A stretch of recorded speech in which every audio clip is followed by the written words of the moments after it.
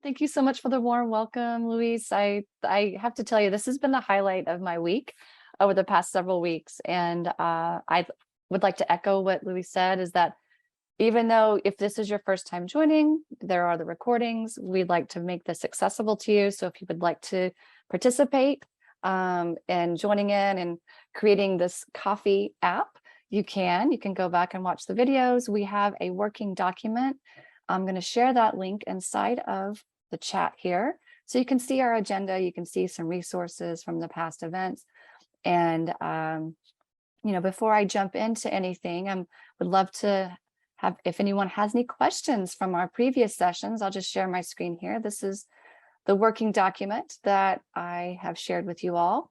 And basically our goal is to design at least 3 screens of a coffee ordering application. And I have suggested 3 screens here. Let me turn on my cursor highlighter. And if you want to go more advanced, of course, you can create way more screens than that. And again, I'm not going to go over all of this, but the first one was our project kickoff, talking about what is UX design and what is the process of a UX designer. The next one, we talked a little bit about wireframing and low fidelity wireframing. And then we talked more about high fidelity wireframing in our last session that we had. And today we're going to talk about interaction design and prototyping. Now I am going to jump ahead just a moment. The following week, we're going to talk about sharing your designs. So how to share your designs through Adobe XD. Again, you can use whatever design tool you wish. However, at the end of our workshop series, we are going to be, or Luis is going to be giving away 1 year free of Adobe Creative Cloud. And to be able to be a contender for that 1 year license, you would need to submit at least 3 screens and publish those to Behance. And from that link, you can share that link with Luis. Then he's going to randomize it and pull the lucky winner of that 1 year subscription to Adobe. So I think it's worth, gosh, I don't remember. I think it's like $600, depending on what, if you're getting an education license, it would be half that. But it's a great prize, and it gives you a great opportunity to explore all of the different design tools that are there and experiment with Creative Cloud libraries.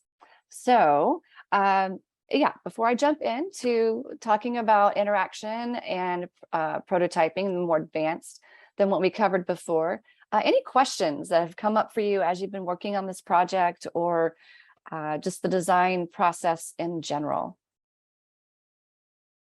And I'll remind everyone that there is a Slack channel from Calgary UX. If you haven't joined that, please join that Slack channel. Maybe, Luis, you have the link for that, or Anna, that you can put in the chat.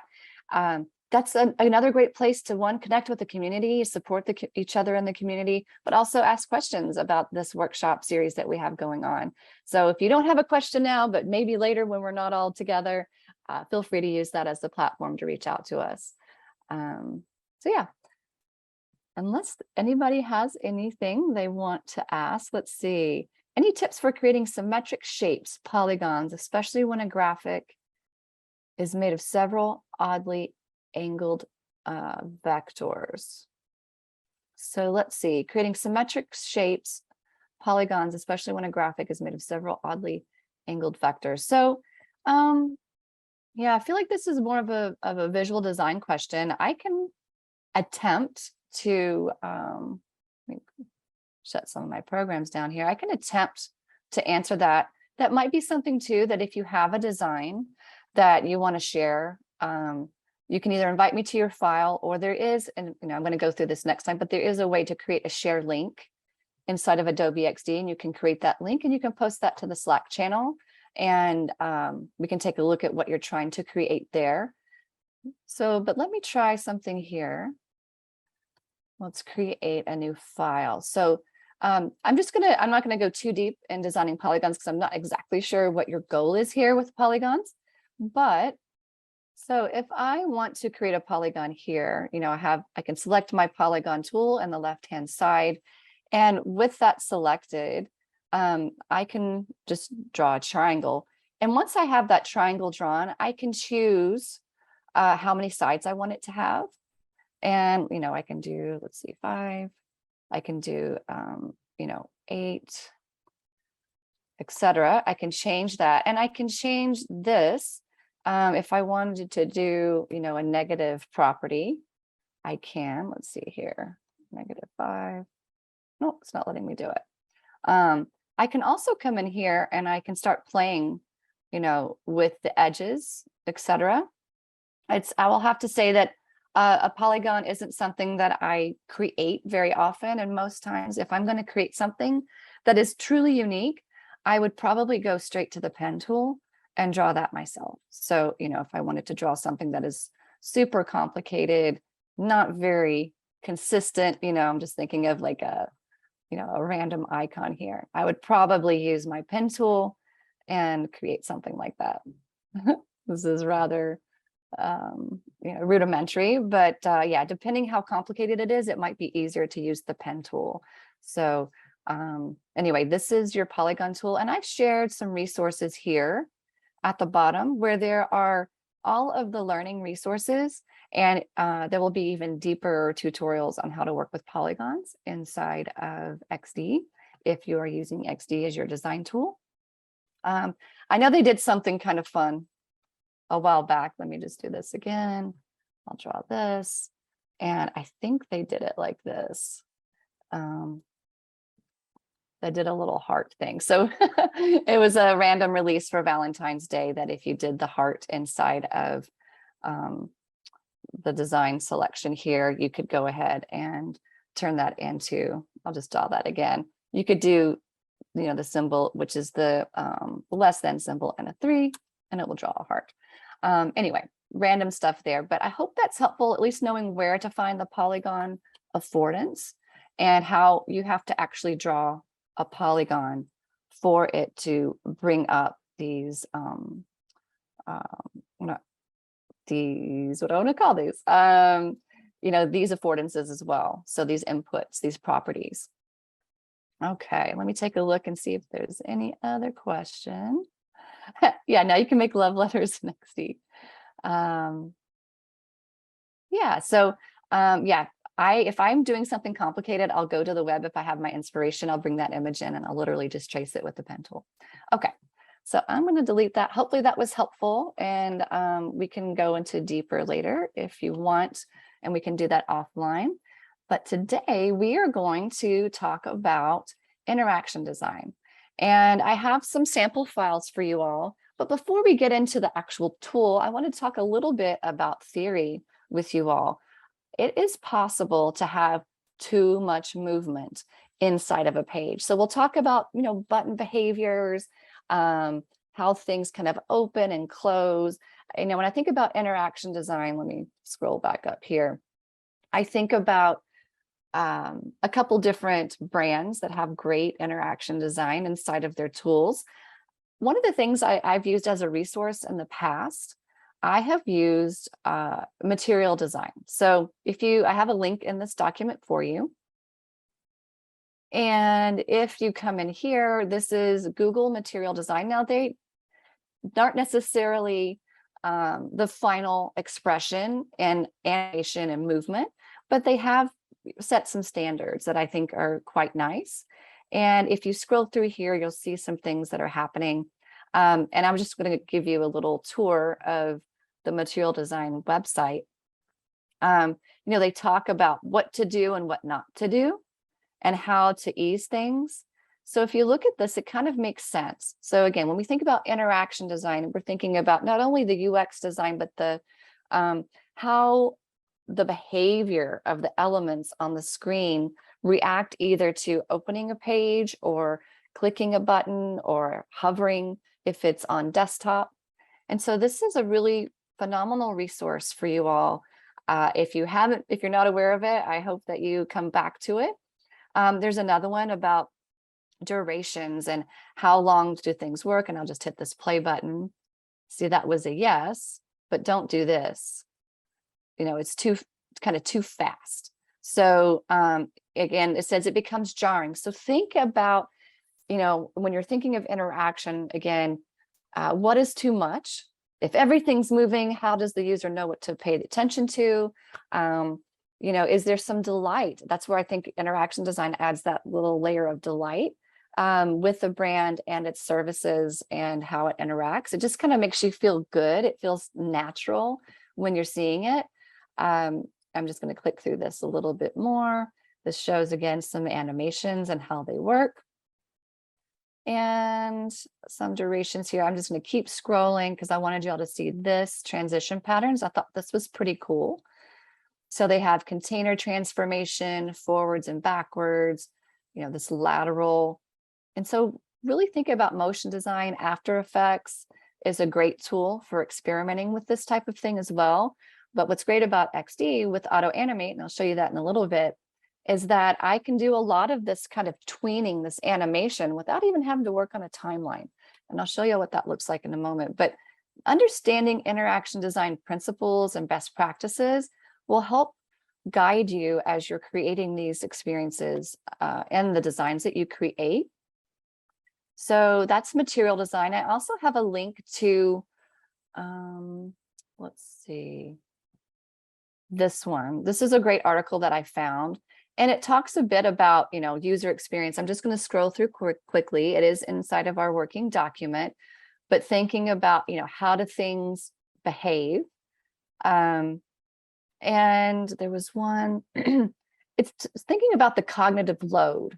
So excessive reading and scrolling, you know, page loads and wait times, that type of thing, attention switches, you know, are we asking the user to remember certain things? So there are some considerations to keep in mind when you are thinking about, again, movement and interaction.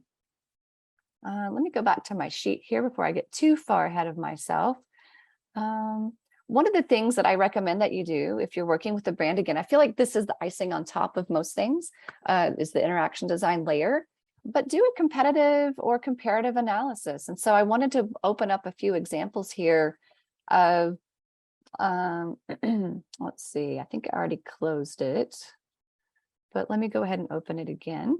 So let's just look at Apple. I found this screen. I have a client that refers to Apple a lot. And notice this animation on the screen. It's kind of inspiring, and watch what happens when I scroll. A lot of movement is happening. These are probably videos, honestly. They're using parallax scroll. And as I move down the page, the video plays. Now, it could be an animated GIF, or you might see GIF, but you know, checking out as I'm scrolling how the page changes. And even though there's not technically movement here, this visual design has a feeling of movement. So you can have that feeling of movement just in your layout and what that looks like. But again, on scroll, we're seeing things open up. Things are animated. Hi, Jill. We have a question from Sure. the audience. Kirby is asking, how do interactive design principles differ from basic design principles? Not a whole lot, to be honest. But again, you want to make sure, so let's pay attention to that. So basic design principles, you know, it needs to be simple, easy to scan and read. And it's not distracting. There's nothing for me to do right here except be in awe of the product. So that's fine. You know, you don't want something, you want it to match the brand. So, you know, think about the layout, think about the user journey through a product. You know, these are just web pages, but there's still kind of a journey here. Let me show you another one. And let me look at the question to make sure that I am answering that here. Yeah, interactive design principles, again, in my opinion, don't really differ from basic usability principles. You know, still there are clear calls to action here. There's a clear CTA, there's a hierarchy in text, etc. So I don't think that there's much difference there. You know, I can go forwards and backwards in this experience as I scroll down the page. Let's take a look at this one as well. If you aren't aware of IDEO, I think it's something that you all should become aware of. IDEO is a global design company. They've done a lot of great things around design thinking and how users, how to solve problems, how to solve real problems using design thinking. So I'm just going, as I hover, look how this kind of highlights a little bit. I call this interaction design. My mouse is over this and it's hovering in a very interesting highlighted way. I'm sure they've thought about contrast. This is interaction design. As I hover, how this changes. Watch what happens as I go down here. This is interaction, how this zooms in. It lets me know that this is active. It's something I can click on. It ties back, in my opinion, to human factors engineering and best practices there. Notice if I hover that, notice how that highlights this little animation. So it's kind of delightful. It doesn't get in my way. It's not obtrusive. And it helps me understand where I'm at on the page and what I can interact with. So I love this site. I love how simple it is.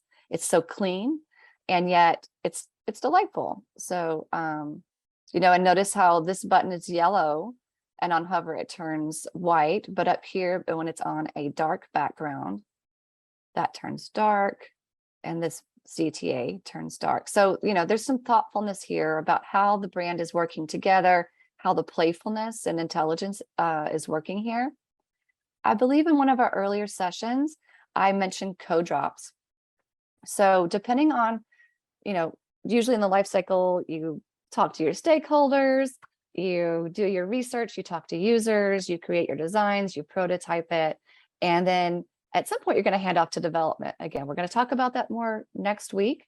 However, if you are working with the developer, you can ask them if they have a library that they pull from. Maybe there's a JavaScript library that they use for animations, but I love this code drops, and I'm just going to paste it again inside of our agenda here. And I'll just put it down here. Resources, for lack of a better name right now. But let's take a look. I can go to a demo here, and it's going to show me how certain things work. So notice how, did you see how that animation worked? So you can get some inspiration from this as well. There's a lot to choose from. There's typography, transition. There's a lot. Everything here is really about movement and animation. So notice how this kind of expands out as I hover. So these are subtle interaction ideas that you can borrow as needed for whatever design that you're working on. That's pretty cool. There's a lot of movement, but I liked the journey. It was fluid. It wasn't jarring. So again, something for y'all to consider. And it brings me right back to where I was. I like that. I like kind of how it rolled me in and rolled me back out. So if you like motion design, I don't know if you have Chase Bank in Canada, but I've always been in love with their motion design. Sometimes they have big billboards behind the bank tellers. And when I was first starting in the design world, I did animation for Flash, and then I was like, but I'd like to do this type of, you know, design and kind of for like marketing billboards and things like that. So anyway, I find this very inspiring, and I love that there are tools today for designers to be able to implement that into their mobile and web designs. Okay, I just want to be cognizant of time here. So I showed you those things. So let's get into some interaction design inside of Adobe XD, because that's the tool I'm demonstrating with today. I'm going to show you scrolling, drop downs, hamburger menus. I'm going to talk about embedding video, sound, prototyping with voice, and I have some links for the files that you're going to be seeing me use today. So let's just take a look. This one is the States kit. Sorry, And Jill, just one last question before we start. Sure. Also from Kirby, once you come up with a web design prototype, what program would a coder use to translate the XD to a live site? So when I create designs inside of XD, let me see if this is a developer link or not. This is, let's click on this. Yeah. So if I'm creating a share, again, we'll go deeper into this later, but this is a very relevant question. There's a couple different ways. Again, you can pull from their library, so they already have the code that they're going to be working with. Or if you're creating brand new interactions from scratch, you can create them here in XD. And I'm just going to click on this link and I'm going to open it here. And this is shared for a developer, and this is the view I would share with my developer. And I'm just going to move my floating controls so they're not in the way here. As a developer, if I am looking at this link, and notice there's also the commenting section, but if I go over here to the right-hand side, there is this code symbol, basically open and close brackets when you're coding. Let me move this around too, pardon me. Okay, so as I go through here, if I'm the developer, I can see this interaction and it talks about the transition that's happening here. And it will actually take them through to the next pages.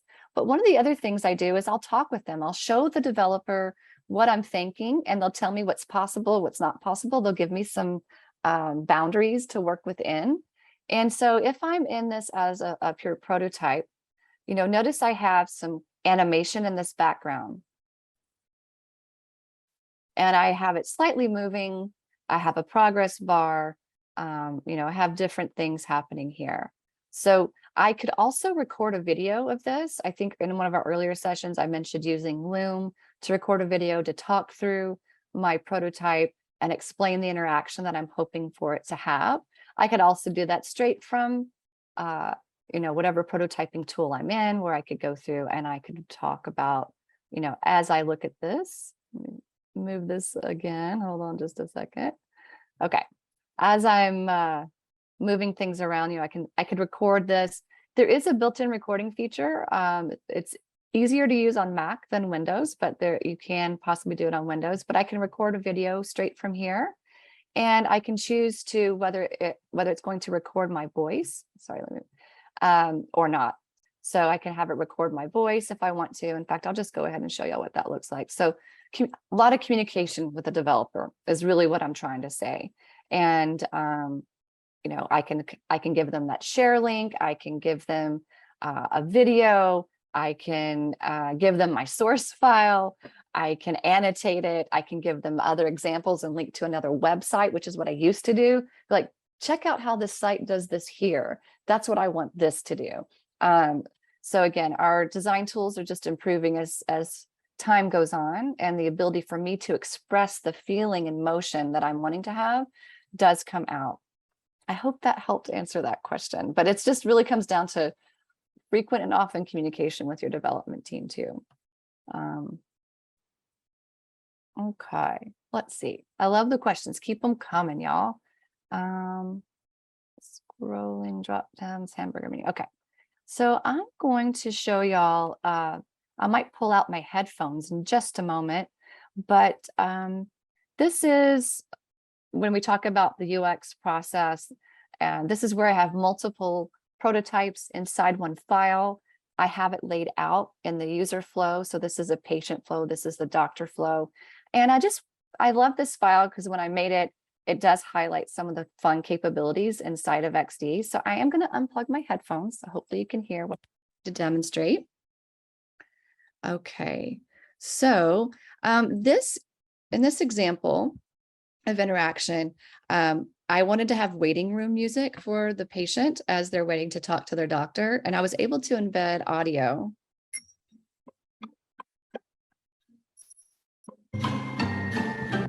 And so, you know, that would be our audio embed feature. And if I go into prototype mode, and if I tap on this button, you will see I've used auto animate on tap. And then once they get here, I've used a time trigger, and it's going to do audio playback, and it's going to play this little song here. I don't know if you watch Always Sunny in Philadelphia, but that was my inspiration here.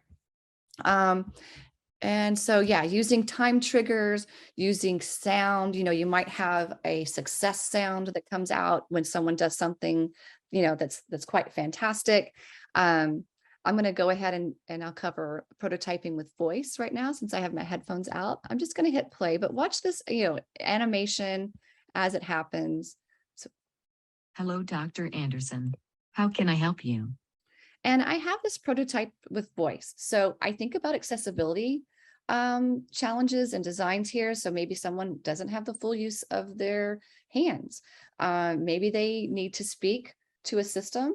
So prototyping with voice, or even if you're designing for a heads-up display in a car, you're using your voice to command the car.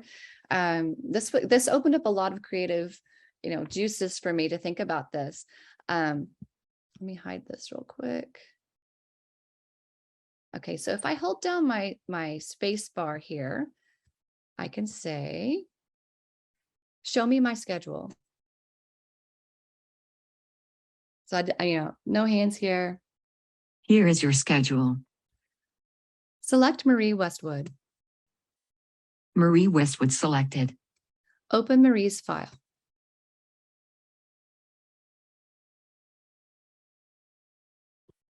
And it paused there. So probably I need to go back and check my prototype, but I do have this capability here. I may have been playing around with it. And I can go ahead and I can say, start call. So, I was prototyping what the doctor experience would be using some of these fun capabilities inside of XD. And I'm going to share this file with you all so you can reverse engineer, pick it apart, play around with it however you want. If I'm in prototype mode, you can see there's a lot of things going on. These are timed transitions, but also speech playback. So that's when you hear the UI speaking to me.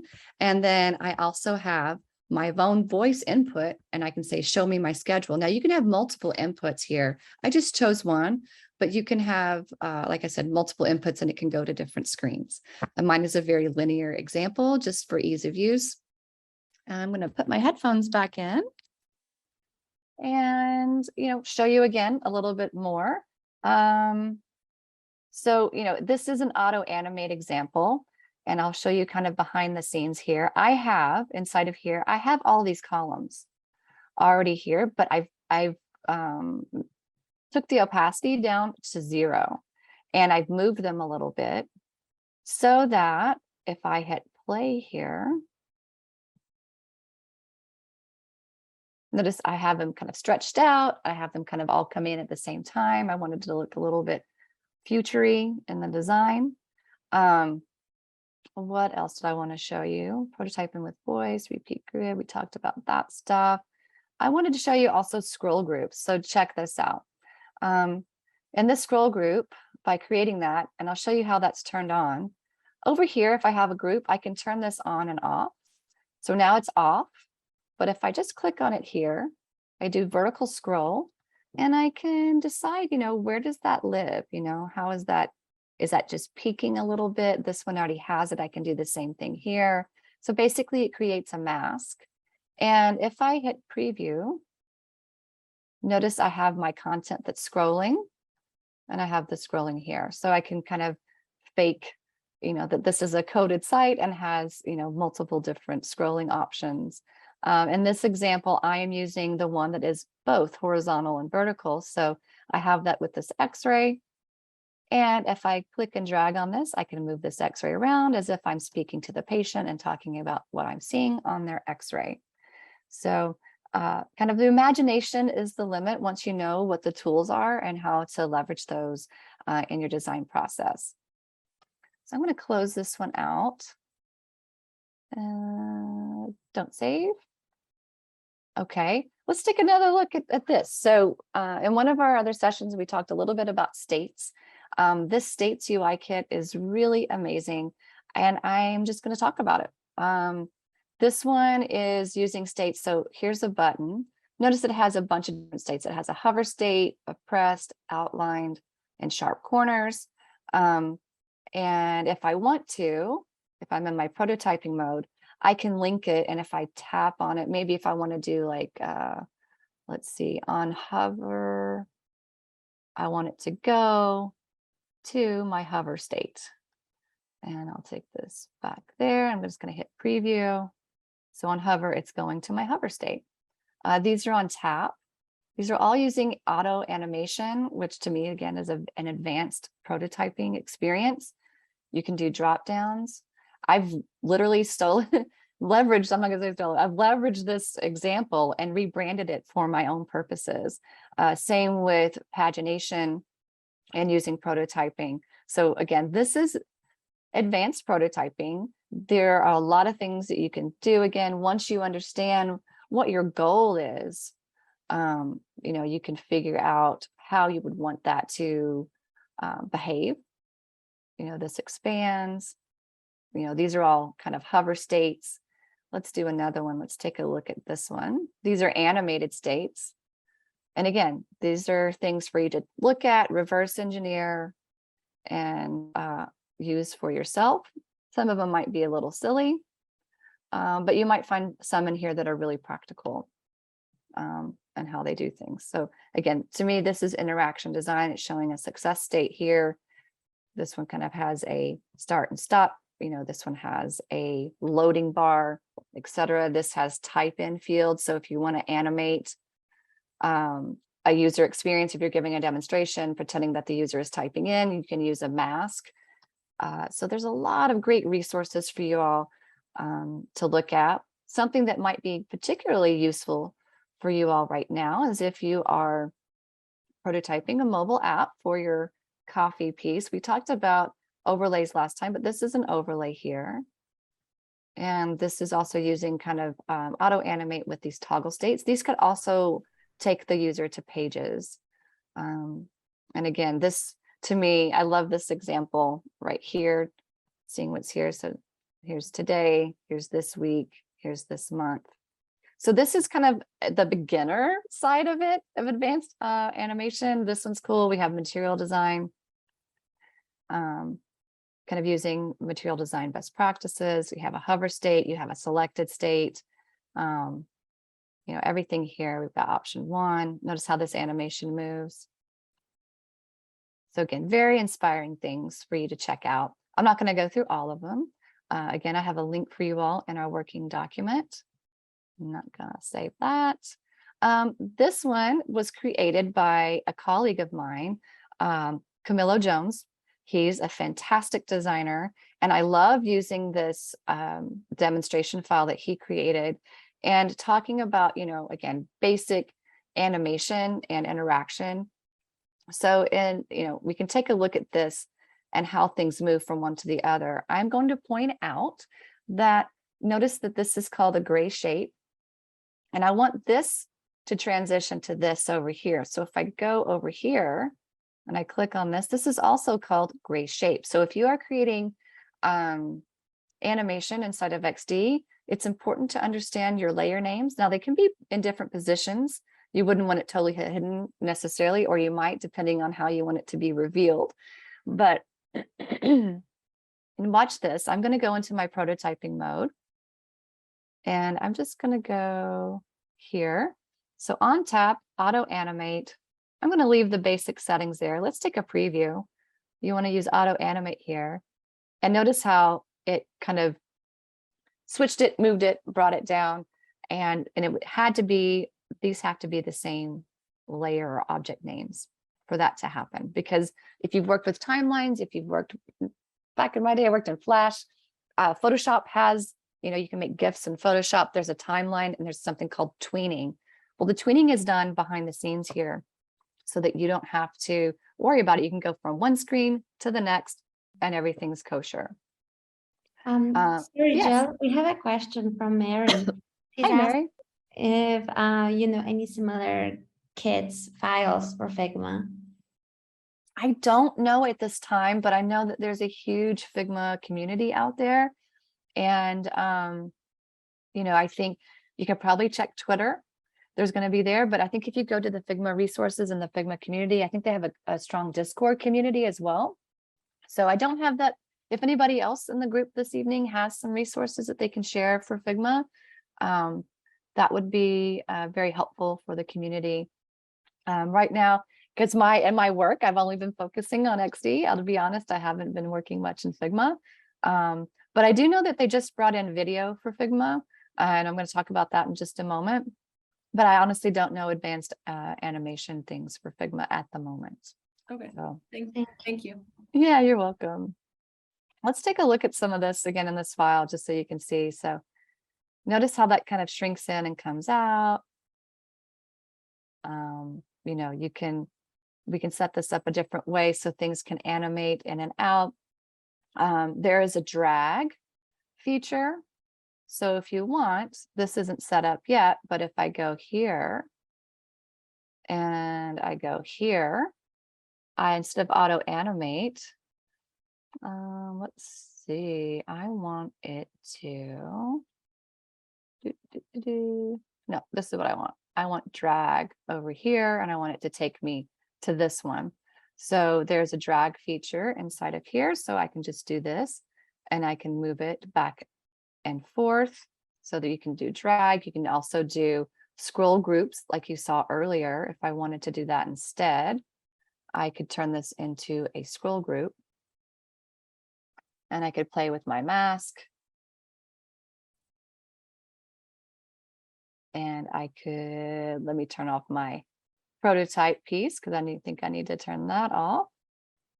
And that's off, and this is on, and here, and that is there. And those are hanging off. Cool. Let's try that again. So now I can kind of scroll back and forth with that. So you saw that a little bit earlier with our scroll groups. I'm not going to show you everything on this file because I want to be aware of our time that we have going through here. I am going to show you some stuff here though, again, using auto animate. This one's pretty cool. So you can animate strokes inside of XD. You can also, this, you know, if you're doing dashboards, I think that's where it's cool, like on load, you see things kind of come to life a little bit. This is another one. Let's take a look at this. So in this example, the designer used something called 3D transforms. And you can find that 3D transform right here on the right-hand side. And they use 3D transforms and time and auto animate between the screens. So let's take a look at what they did here. So I'm not touching anything. And notice it's just going to go from artboard to artboard. And they were able to pivot the design so that it looks like it's on, you know, kind of elevated, gives it that 3D literally quality. And, you know, I can play with that here. I'll show you what that looks like. I can turn my 3D transforms on and I can rotate this in and out. I can rotate it anyway. And it's also still fully editable. So I can turn this off and I can still edit everything here. If you've ever done kind of shearing inside of Photoshop, it's a lossless experience. And in here, it's not, it's still fully editable. Check out this spaceship. This one's really cool. Kind of a heads up display inside the spaceship. And, you know, notice they're using time here. So inside of this prototype, you know, he has it going. He's using the snap function at a duration of 1 second. But when it goes back, he's using a snap, but it's less time. So it's faster when it disappears. So there's a lot of thoughtfulness here. I'll show y'all 2 more things because I think it's really awesome. Okay, this is an AR office. On time, it's going to kind of animate the very front screen. And you're going to see some lines going through there. And then I'm going to see, hey, I can book this room. And this is using, again, 3D transforms. And here, let's see who else do I want to invite to this meeting. This person, save. Anyway, I love the freedom that I have as a designer, again, to work inside of here and think about how I want the behavior.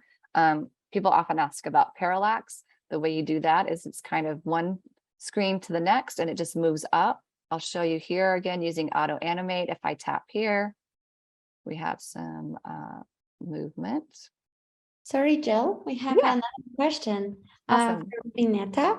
Hi, would you agree that a lot of interactions may result in outdated design with the course of time? Yeah, I think that's why it's almost better. Less is more, you know? And I think, again, we're still seeing parallax happening inside of Apple products. You know, that's the one that always comes to mind the most. I think, I don't know though, I think movement will always be there. I think some of the things that I see evolving are button and button styles. And on hover, does the arrow move over and show where you're going? So I think just doing that competitive analysis or comparative analysis to be aware of those trends is important, because even, we've gone from skeuomorphic. I don't know if y'all remember that, if you're old enough to remember that when the first iPhone came out, it looked like a real thing, a real button. And now we've moved all the way from that to very flat design. In fact, when I first opened my Gmail app, I'm like, where's my search function? It's at the top, it's kind of hidden. So, visual design can affect the interaction design and that behavior and how that goes. So yeah, it definitely does change over time based on trends that are happening. So yeah, I'll show you all this one last one again. Like, this is something, even though it's parallax, I don't imagine that it would change that much because it's really cool. I feel like this is like, if I was at a kiosk getting ready to go hiking on this mountain, I might have this kind of heads up piece, or not heads up, but like this parallax example and superimposed imagery. Some things are kind of classic and don't go away, but I think it's just something to be mindful of.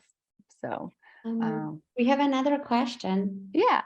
From Joe, do you need to have additional learning to incorporate the 3D assets? And then another question from the same person is, or are you able to drag and drop in Adobe XD? Yes, you can. So I'm going to open up one more thing for y'all real quick. And it's something I think that is really good. I'm just going to go into my resources here. And I have 3D transforms. I want to show you this because I think it's very relevant for what you're working on right now. Yes, you can totally drag and drop an XD, and I'll show you that in just a moment. We can do a very simple example, and I can do like a slider for you all. But check out this this design that was created. So if you wanted to create a presentation and embed a prototype inside of your design, you can do that. This is using time and delay and 3D transforms, but it's still clickable. I can still click on this prototype if I want to. It's still fully interactive. This is a fun one to play around. And this one, I like this because it's like an AR kitchen. So check out this example. So I can tap on this. I think I can drag it. Yeah, I can tap on these and it can go back and forth. And I can say, let's get, because it still has hover states and everything else. And the way you fake it is that there's pieces in front. So, and you use your layers to work with that, and then 3D transforms. So really cool stuff here. So Anya, can you ask me that question one more time that we had? Oh, can you drag and drop? Yes. Yes, you can. So let me go to our session. I believe I have the Calgary one right here. And I have this one. Okay. So I'll just open this up. This was our working file. Today, I just wanted to show you things haven't been designing myself for this experience, but you can drag and drop images. So if I have a shape on the in my file, I drilled down too far. Let me escape out of that. Okay, so I have some images here, some screenshots, and I got some coffee screenshots right here, and I'm just gonna use my space bar. Okay, so I can drag this image in, and when it highlights blue, I know that it's gonna fall into that shape, and I can have my image in there. And once I drag and drop it in there, this is dragging and dropping into a shape that will create a mask. If that's what you want to create, I can also just drag and drop into my file from my folder. And if I want to, most of the time I want to create a mask. So, I would just go ahead. I'm going to do this. Go back to my selector tool, select both. I'm going to use a keyboard shortcut, Command-Shift-M, and I am going to readjust my image here so that we don't have that circle there. So yeah, you can drag and drop from your files. And yeah, hopefully that answers that question. You can also drag and drop video inside of your designs. So I'll show you what that looks like. I'll take this out for now. Command C, Command X. Okay, let's imagine I want to bring in a video here, and I'm just going to draw a shape. I want an animated video. I'm going to come back here to my folder where I have my animated or my video. I do have a link here inside of our working document that if you want to bring in videos, you can use, I don't know if you're familiar with it, if you have a Creative Cloud license, but you can use Express. And this is one of the main reasons that how I use Express, Creative Cloud Express. It was Spark. Now it's converting into some other things here, but I can upload my video. And if it's because you can put MP4s inside of XD, but it won't take any other file type. So if I have a .mov file, for example, I can bring this in and it will convert it to an MP4, which is exactly what I did with this one. I got it from Adobe Stock, and then I converted it to an MP4 inside of Express. So anyway, so I can not only drag and drop images, but I can also bring in videos. So let's go back to my folder. And where is my video? Beep, boop, beep. Maybe it's, oh, here it is right on top, right where I put it. So I was able to drag and drop it in there. Let me zoom in a little bit so you can see what's happening. Notice that it fit to this, but I can change it. You know, I can make this bigger if I want, just like if it were an image. And once I'm drilled down, you'll see this little affordance, this little play icon. And once it's selected, you'll also see some items over here. So if I want it to play automatically when a user opens the app, I can choose that. If it has sound, but I don't want it to have sound, I can mute it, I can trim it, I can make it shorter or longer. And in this example, I want to loop the playback. So I'm going to hit preview right now and notice how that's already starting to play. And it's pretty darn cool. Especially in web marketing websites, I think everybody wants something that's moving in the header, you know, and so being able to drag and drop video inside of your prototypes. Again, to me, it is an interaction, especially if it's an autoplay experience. It does bring that to light. It brings it to life. And you don't have to just show a still image and ask your client to be like, okay, imagine that this was moving.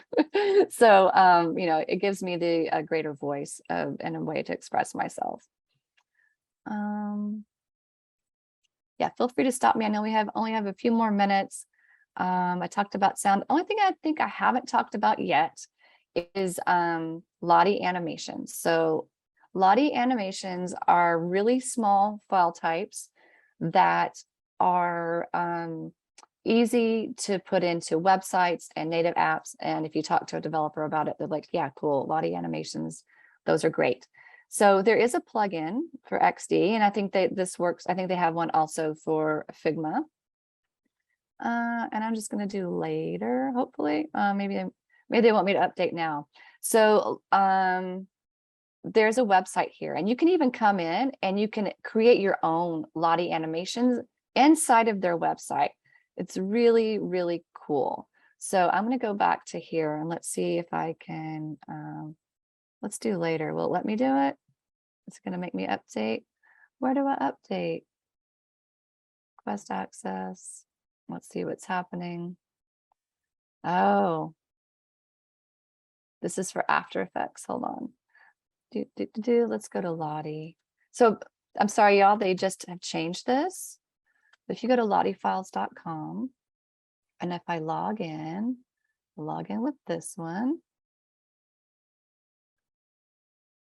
But they have a ton of libraries that you can use. You can download, you can edit. I can go to my dashboard. So, you know, this is a Lottie animation, and you can bring these inside of your project. So let me see now that I'm logged in, if it will let me do it later. Oh, sorry, y'all. It's not going to let me do it. I apologize. Sorry. Yeah, go ahead. Jill, we have another question. Are Lottie animations free for commercial use? You want to check the licensing.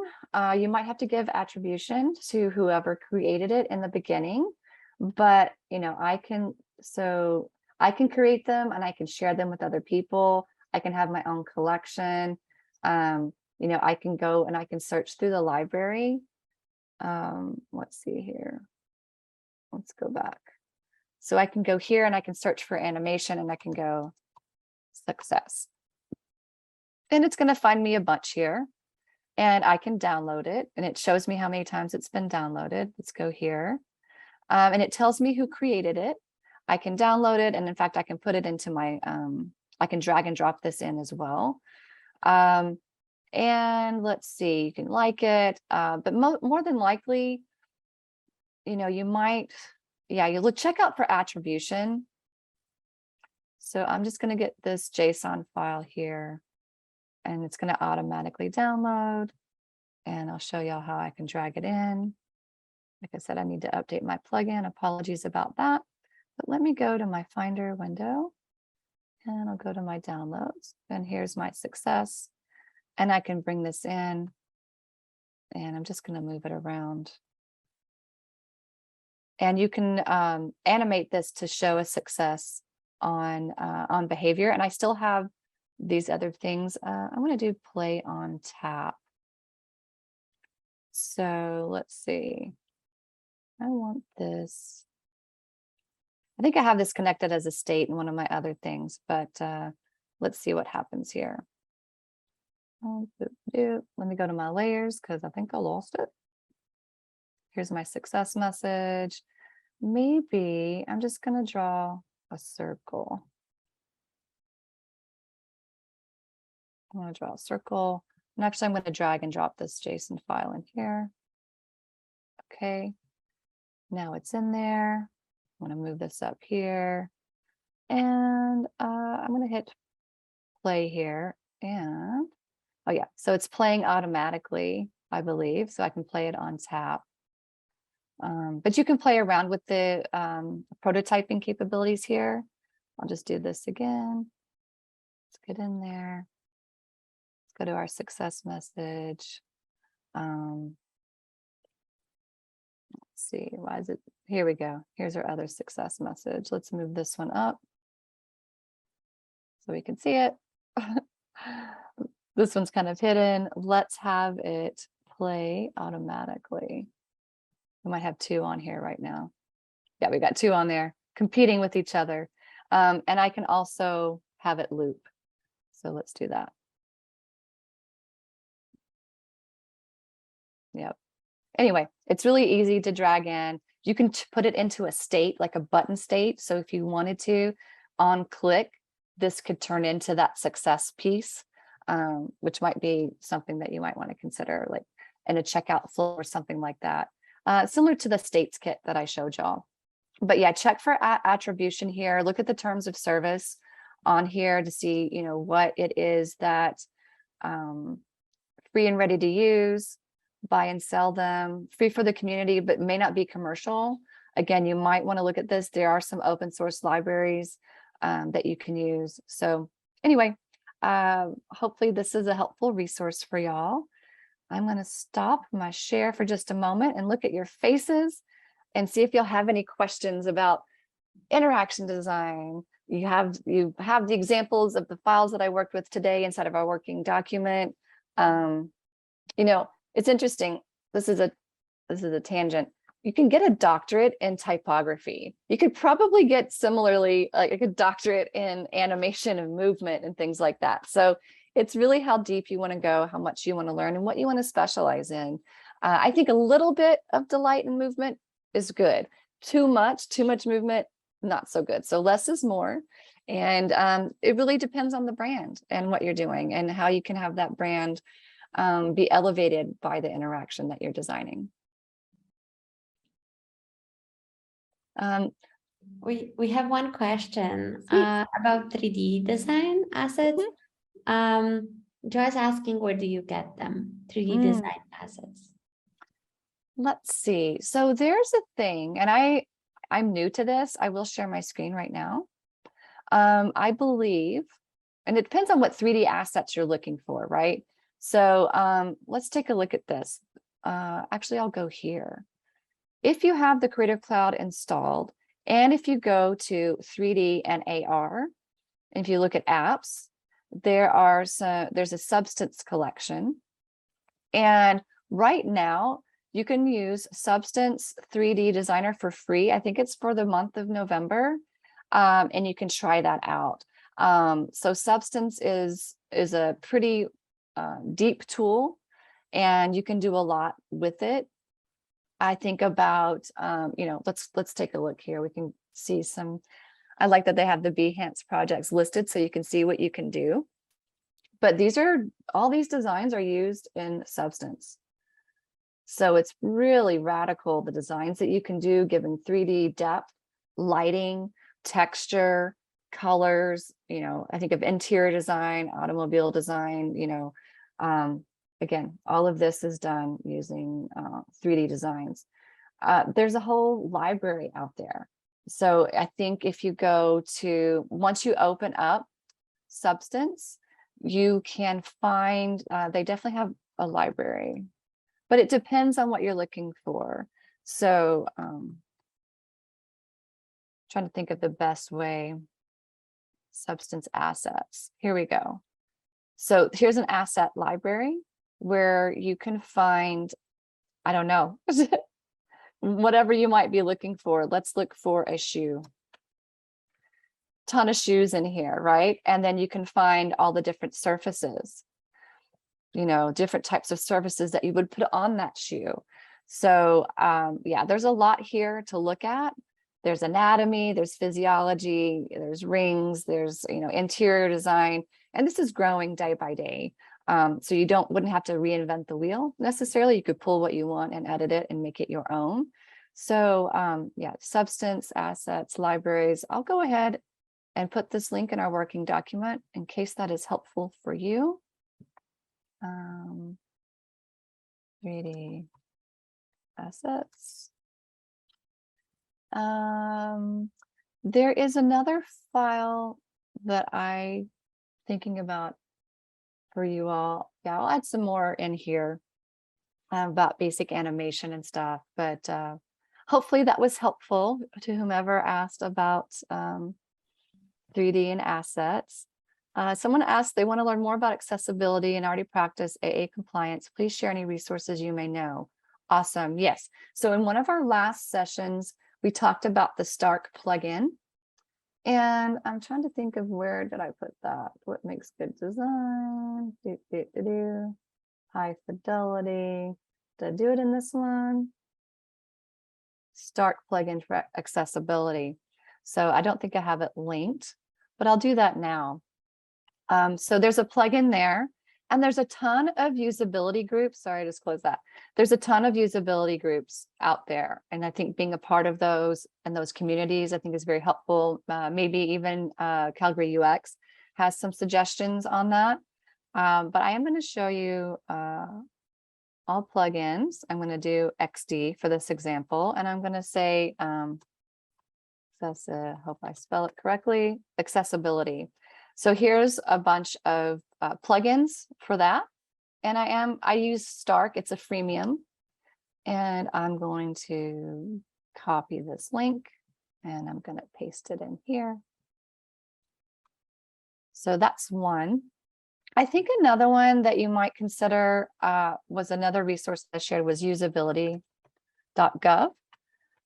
I make fun of most government websites, but I believe that this one is a great one and has a lot of wonderful pieces here. So visual design, there's some guidelines here. I haven't been in here for a long time. Usability guidelines. So I think, accessibility falls under usability in my opinion, but goes a little bit deeper for those who may be more ably challenged. Another one that you might look at is NN Group and go there and look at some of their articles and videos. So I'm going to go to articles and I'm going to see if I can find them. So design process, navigation, usability. They have a bunch of other pieces here. You can see all the topics. There's a lot. So here's accessibility, probably fantastic. 5 visual treatments that improve accessibility. So I'm just going to put this in here. Nielsen Norman Group is a great resource for all designers. And so, oh, hope I spelled that right. There we go. So there's a link for y'all for the Nielsen Norman Group. Looks like Fable. Oh, thank you for that, Celia, for that other one. I'll go ahead and see, will it let me click on that? Build inclusive products. Let's add that to our list as well. Awesome. And I'll go ahead and I'll add this one in. I think I have this up higher at the top of our working document, but I'll go ahead and put this in as well. Great questions, you all. Anything else before we wrap our session? Again, next time, what we're going to talk about is sharing your designs and how to do that, how to export to Behance and things like that. If you have some things ready, we should have time during the session if you want to share your screen and talk about what you're working on and get some feedback. Happy to do that here. And then our final session will be just an AMA for the community with myself and whoever else wants to, answer questions. And that's when we're going to announce the winner of the 1-year Creative Cloud. So yeah, this is really fun, kind of sharing what I love and sharing my knowledge. So again, thank you all for coming to these sessions. Hopefully there were some nuggets there. And yeah, thanks, Luis and Anna. Is it Anna or Anya? It's like I have both. Okay, I always want to make sure I'm saying your name properly. Jill, there's another question. Okay. Can you quickly go through your preferred way to make a carousel? Yes, I can. So let me share my screen. Okay. So let me think about this. I'm trying to think of how to save time and how I don't have to reinvent the wheel. I know. Okay. So I created a demo file.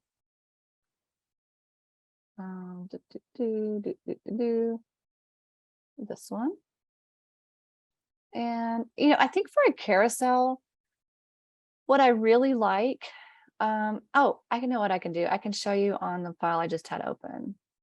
File, open recent. This one. This has a carousel in there. And I did it in a couple different ways. In fact, when you have this file, you can take a look at it.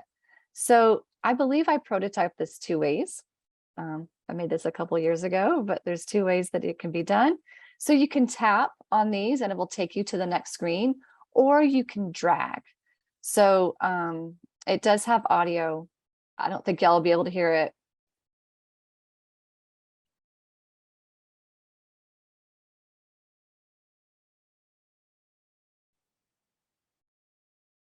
So, so I didn't speak through that again because it has the audio playback happening through the whole carousel. But if you take a look at this, I'll show you, I'm not going to build anything right now, but notice how, and I'll just pull this apart so you can see what's happening. Notice how I have all 3 elements here. And because they're grouped together, even though they fall off of the artboard, they are still a part of the design. And that's how auto animate really works, and drag all these different pieces. So the first one's on the first screen, the second one's in the middle, and the third one is on the third or last screen.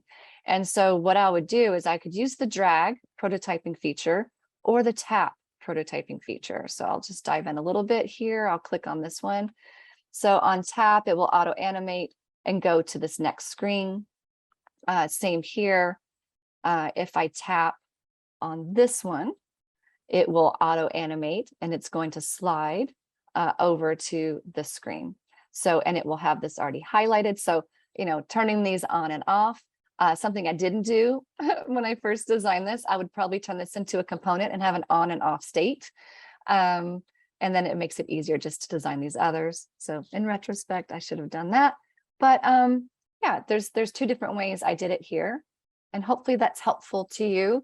And again, it depends on your design. Does your design have arrows here on the side? Does it have, does it have the 3 little dots? Is it just a slider? And if it's just a slider, could you use this one? In fact, I'm going to do this, and I'm going to turn on stacks, and then I'm going to make it go this way. And then I'm going to turn on this scroll, and I'm going to hit preview. So, probably I'm just going to do this, honestly. I'm just going to use this left and right scroll. But if it's more complicated and I need something else and I need the little dots, then probably I would do that as well. So hopefully that was helpful. And the different ways, again, there's probably about 5 different ways you could do that here.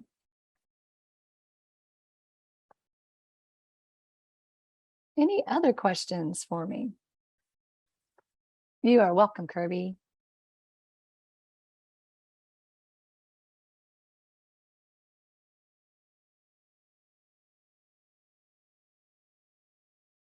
All right.